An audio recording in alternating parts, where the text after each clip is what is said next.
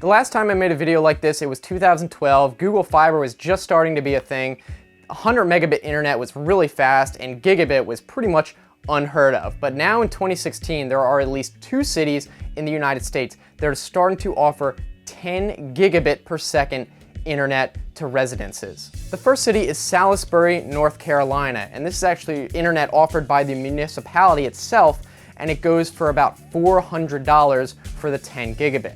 The other city is Chattanooga, Tennessee, which is offered by EPB Fiber Optics, and this actually goes for $299 a month. Now, 10 gigabit per second is really fast and way faster than most of our home networks would even be able to handle, because most of them are set up to be, 1 gigabit per second tops. So you'd probably have to go out and buy some special equipment. I'm sure not any of you have a 10 gigabit router lying around unless you specifically went out and bought like an enterprise grade router. So some of these things you would need, as I mentioned, a 10 gigabit router.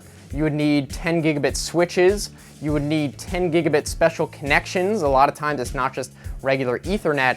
And then you would need the input into your computer to also accept 10 gigabit, which you might need a PCI card, if not a motherboard that natively supports it. However, I do assume that the ISP would offer you at least a router that supports 10 gigabit, and then the rest of the network is up to you. So now let's say that your whole network is actually routed and set up for 10 gigabit. You did all that work. Would your computer even be able to take advantage of that? Let's say you have an average hard drive that writes and reads around 100 megabytes per second, could go higher, could go lower. That works out to be in the range of about 1 gigabit per second. So you would only be able to use a tenth of your incoming internet if you're downloading something, because your hard drive wouldn't even be fast enough to write down all the data that you're trying to download. Even if you have an SSD, which writes up to, say, 500 megabytes per second, that equates to about 4 gigabits, nowhere close to the 10, and the SATA 3 interface that you would probably be using can only support up to 6 gigabits anyway. So to take advantage of your 10 gigabit without using RAID, of course, you would probably need to get an M2 SSD. These are little, small form factor SSDs that typically connect with PCI Express, not SATA. And PCI Express 2.0 X4 does support up to about 2,000 megabytes per second, which equates to 16 gigabits. So finally, after all that, you can finally take advantage of your 10 gigabit internet connection, but is it worth it?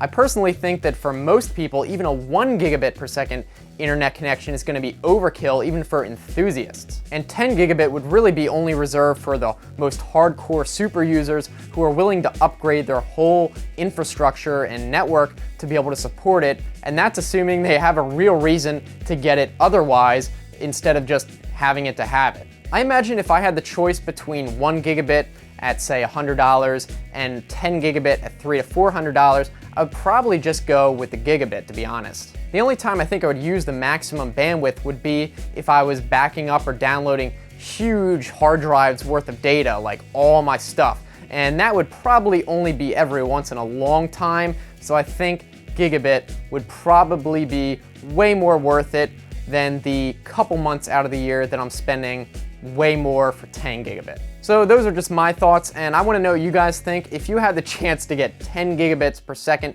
would you jump on that chance, even if you had to upgrade everything? And what exactly would you use it for? Maybe I didn't think of a really good reason. Also, if you liked this video, be sure to give it a thumbs up so I know you enjoyed it. And if you want to continue watching, I've got some other videos on the right-hand side. You can just click those or look in the description for the same link, like if you're on a phone. And if you want to subscribe, I make new videos 3 times a week, Monday, Wednesday, Friday, so I think it should be worth it. I'm looking forward to hearing from you guys, either in the comments section or on Twitter. So thanks for watching. I will see you next time. Have a good one.